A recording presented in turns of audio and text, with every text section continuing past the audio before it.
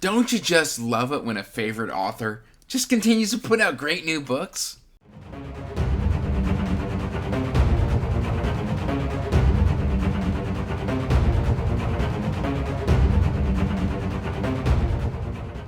Hey everyone, welcome back to Andrew's Wizard of the Reads. And as always, guys, I am Andrew. Today I have got another book review for you. But before we get into that book review, please like and subscribe to the channel, as it does help the channel grow. And you can check the description box down below for all those nice, delicious, delectable links, with links to the social media, links to the Patreon, links to the Pango books, etc., etc., etc. Now, guys, I hope you're doing well, because I have got a new book review for you. And this is a book review I am very excited to bring you. Now, essentially, I received an arc of T.A. Bruno's Dark, I'm going to get this right, Down Below Beyond. There we go. I always want to say Dark Below Beyond, but it's Down Below Beyond.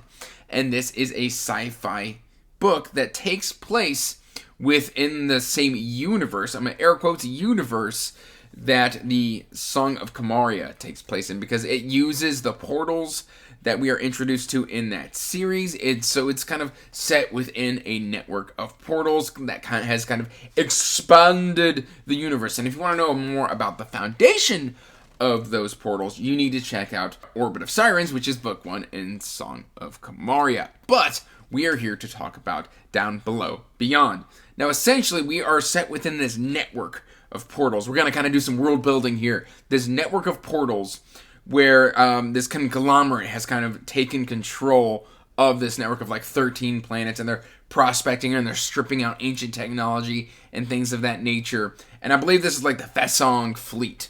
And this is all controlled by this businessman. I forget his first name, but his name is, of course, Fesong. He's been around for a while, and he's kind of set up this economic thing where he's got enforcers and prospectors, and he kind of just hands out promotions and these little passes to get through portals and stuff like that. And yeah, you can kind of see some of the dramatis personae here. Very good stuff. But basically, we start out with Befo and Vort. And I believe his full name is Lovort, but Befo is the enforcer and Lavort is the prospector. And when we kind of meet them, these two have kind of our childhood friends who have grown up together. Vort was this abandoned orphan who was sold to this kind of orphanage for credits to kind of be used as child labor. And I know this is starting to sound kind of grim, but it is a grim story with a lot of heart and a fair bit of humor. If you know T.A. Bruno is a straight fun guy. Fantastic to talk to, high energy, and that comes through in his writing. And Befo kind of comes from a well-off enforcer family, and he kind of takes Vort underneath his wing, and they grow up together, they become friends. We're given kind of a little bit of history there. And then Lavort kind of comes across a score, and he finds this fully intact ship, and he marks it, and then he reports it back to the Fesson fleet. Due to some acid rain, he has to leave his claim, and when he comes back to claim the claim, it's missing. And it's been fragged from space, and they don't know why. Question mark. Something is going on. Something does stink in Denmark. Something is afoot. And he kind of sees somebody in this crater, and he goes and tackles this person, only to be transported to another world, which shouldn't be possible. Things are happening, and we are introduced to Wolil. Wolai? I don't know. And from there on, we go into this deeper mystery of action, intrigue, betrayal, new friends, found family. Fantastic stuff. I really, really enjoyed this story. I thought the character work was compelling, the dynamics and the flipping of just how people can grow apart and kind of grow together.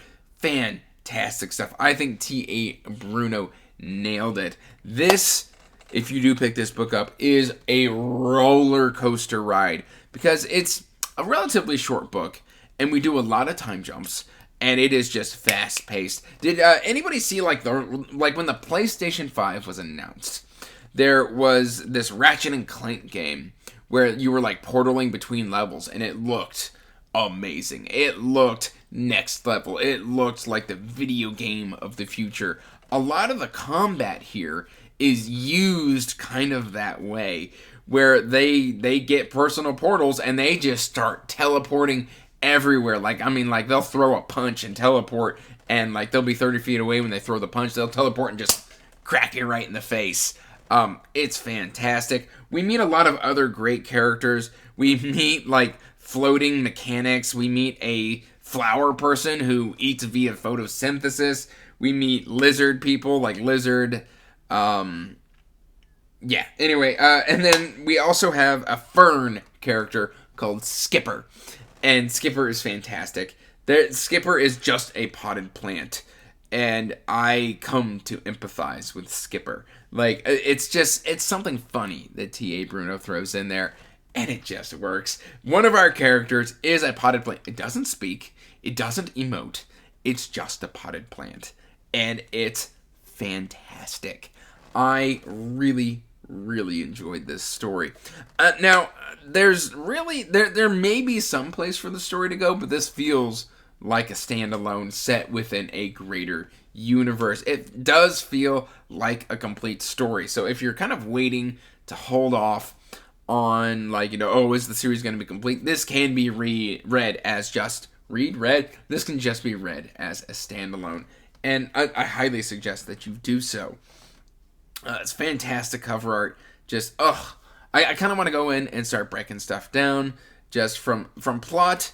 It moves really, really quickly. So for that one, I would probably give it a rating of, I'm going to give it like a 3.5 out of 5. It's very linear. Like once you realize what the issue is, you kind of know where it's going. So it's kind of predictable, but at the same time, it's predictable and yet still really enjoyable.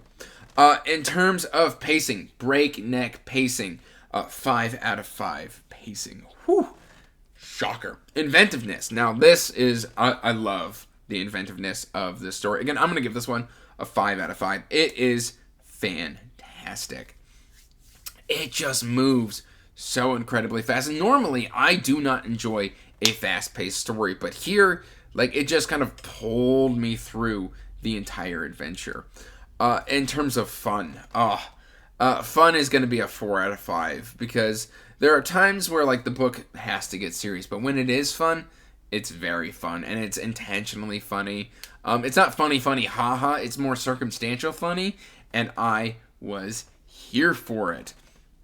In terms of darkness, darkness, Where do I want to fall on darkness here? Because it's not super dark, but at the same time, there are some really dark but heartfelt moments. It's very, very interesting because Bafo and Lavort have this relationship, and then they kind of go in separate directions, and they want different things. And there is some darkness. I'm going to give it a 3 out of 5. Not because it's kind of in the middle, but just because when it does go dark, like it really hits on an emotional level. So we're going to give that rating. Maybe I could have gone a little lower. Certainly not higher, but yeah. In terms of characterization, I really empathize with Skipper, Lavort, Wolil, even though she's really not there a whole bunch. Bafo was an interesting sort of character, just because of from where we start to where we end with Bafo. He goes through the entire arc. He almost has like a Darth Vader thing going on here. And, Anakin Skywalker to Darth Vader back to Anakin type of deal. It's very interesting. And it's not fully, like, mastered. There are a couple moments where I'm just like, hey, this character's just not that intelligent. And it's more along the lines of using the concept of, you're being told something is bad and then just fully believing that thing is bad simply because you heard it secondhand that it was bad, and then you just fully commit. That's kind of what Bafo does. But characterization was really good. I'm going to give it probably a 3.5 to a 4 out of 5. Now, these ratings are not like actual star ratings. These are just how I feel they scale on certain things. In terms of enjoyment, though, I have to give this story probably an 8.5 out of 10. if I was going to go a star rating, 8.5 out of 10. I don't like the 5-star rating all that much anymore. I feel like it's too restricting. It doesn't allow for a lot of nuance. But yeah, an 8.5 out of 10. I really, really enjoyed this one. T.A. Bruno has done it again. He's an autobi author. This is the fourth book from him that I have read, and every single one has been an absolute delight. So yes, please pick up Down Below Beyond. It is coming out. It'll either be out here soon or it is already out. I don't know when this video is being scheduled, but either way, I'll have links for it in the description box down below. So please do yourself a favor and check it out. That's all I've really got for you today. I really enjoyed this, and I hope you are doing well. Let me know in the comments down below if you have read T.A. Bruno yet, or if you intend to pick up T.A. Bruno. I want to know. Inquiring minds want to know. That's all I really got for you today, guys. So till next time, peace out. Stay magical. Bye. And as always, I want to give a huge thank you to my patrons.